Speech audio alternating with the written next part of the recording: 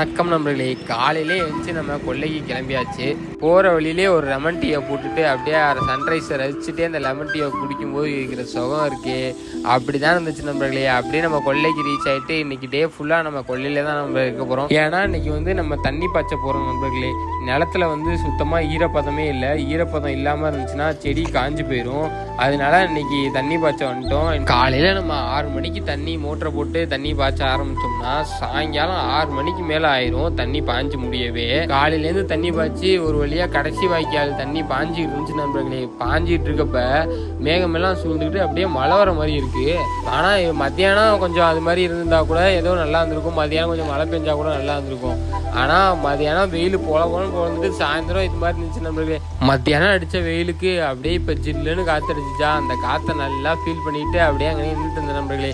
அப்படியே கடைசி வாய்க்காலும் பாஞ்சிருச்சு நண்பர்களே. கடைசி வாய்க்கால் பாஞ்சோடனே நான் வீட்டுக்கு கிளம்பிட்டேன் நண்பர்களே.